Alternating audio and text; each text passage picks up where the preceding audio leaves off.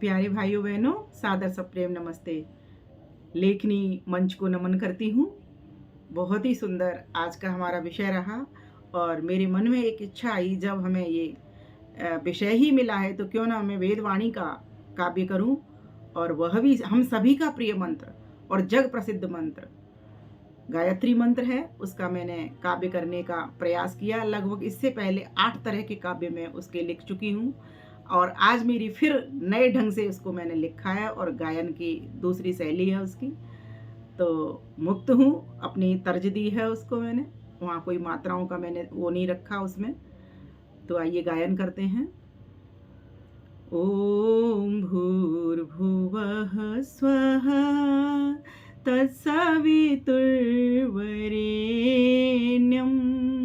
भर्गो देवस्य धीमहि धियो यो नः प्रचोदयात्। ॐ भूर्भुवः स्वः तत्सवितुर्वरेण्यं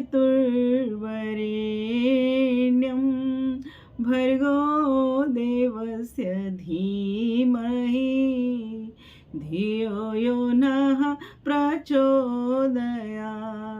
धियो यो नः प्रचोदयात्। तो ये जो काव्य बनाया है, अपने बच्चों को भी अगर आप सिखाओगे तो काव्य के भाव मंत्र के साथ साथ उतरेंगे और मंत्र का अनुवाद उसको भीतर साक्षात होने से, शब्दों के साक्षात होने से ईश्वर का भी साक्षात होने के लिए हम आगे बढ़ेंगे और अपने बच्चों को भी बढ़ाएंगे। इसलिए बच्चों के साथ इस मंत्र के काव्य को अवश्य बोलें, मेरा ऐसा सभी से आपसे निवेदन है।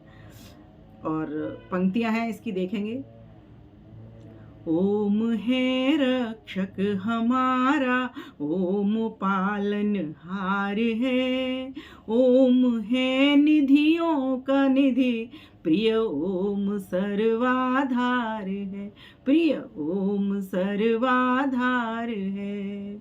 भूह प्राण जगत का कारण, भूह प्राण जगत का कारण, भुवः दुख नाशक प्रभु, भुवः दुख नाशक प्रभु, स्वः सुख सागर स्वरूपा, स्वः सुख सागर स्वरूपा, दाता सुख देता विभु, दाता सुख देता विभु, सविता प्रेरक ओ प्रकाशक, सविता प्रेरक ओ प्रकाशक, भर्ग भरता तेज से, भर्ग भरता तेज से, देव का भी देव है, महादेव भी कहते उसे, महादेव भी कहते उसे।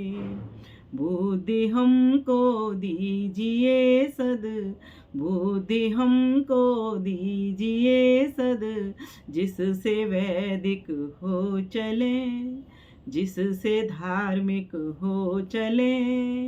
विमल तुझको वर्ण करके, विमल तुझको वर्ण करके, तेरे आनंद में खिले, तेरे आनंद में खिले। प्रार्थना स्तुति यही करते हैं भगवन आपसे, करते हैं भगवन आपसे। हो भक्ति भी सीधी सरल, छूट जाए तीनों ताप से, छूट जाए तीनों ताप से।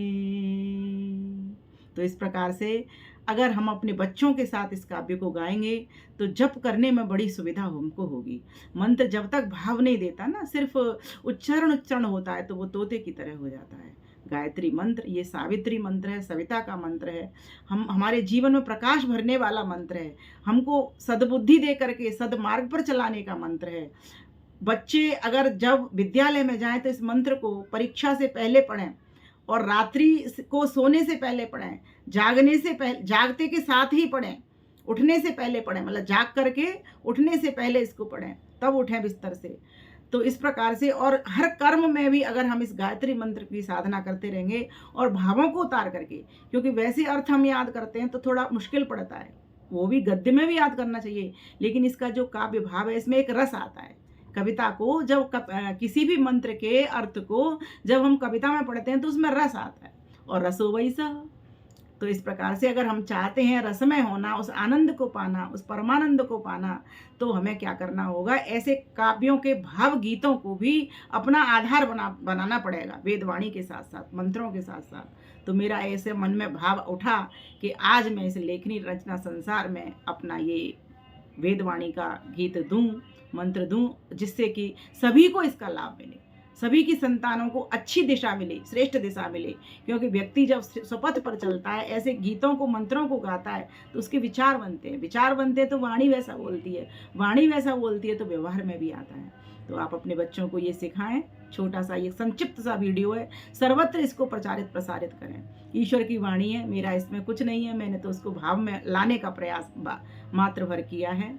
इसीलिए इसको खूब शेयर करें, खूब साझा करें, जिससे सभी के भीतर सभी की दिशा सुंदर हो। दिशा सुंदर होगी तो दशा अपने आप ही सुधर जाएगी, अच्छी हो जाएगी। आज हमारे बच्चे सही दिशा पर नहीं चल रहे हैं, उनको नहीं पता कि भोजन करें तो कैसे करें, किस तरह बैठें, वार्ता व्यवहार करें तो किस तरह वार्ता व्यवहार करें, वो चीज़ नहीं पता। भोजन करें तो कैसा भोजन करें, तो ये सब हमारा कर्तव्य बनता है, हम माता पिता का कर्तव्य बनता है। विशेषकर माताओं को तो और भी अधिक ध्यान देने की आवश्यकता है, क्योंकि माता के टच में बच्चा ज़्यादा रहता है, स्पर्श में बच्चा ज़्यादा रहता है। इसीलिए आवश्यकता है कि सर्वप्रथम तो हम अपने को ही इस मंत्र से साधना करें और जप वाक्य बनाएं इसको।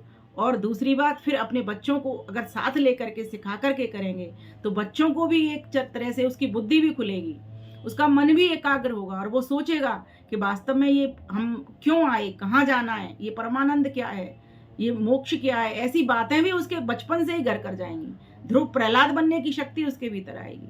तो इसीलिए मेरे मन में इच्छा उठी कि हम तरह तरह के गीतों को, काव्यों को जगह दे रहे हैं, क्यों नहीं वेदवाणियों के इन मंत्रों के ऊपर अगर हम भावगीत लिखेंगे तो हमें ज़्यादा इसका लाभ होगा। तो आप सभी का बहुत बहुत धन्यवाद करती हूँ इतने धैर्य से श्रद्धापूर्वक श्रवण करने के लिए। और बस मैं तो एक ही निवेदन करूँगी, इसको काव्य को खूब आगे बढ़ाएं, बच्चों को दें। और अगर आपने मेरा चैनल सब्सक्राइब नहीं किया है तो इसको सब्सक्राइब जरूर कर लें, लाइक कमेंट करते हुए, और साझा तो करें ही करें। धन्यवाद, नमस्ते जी।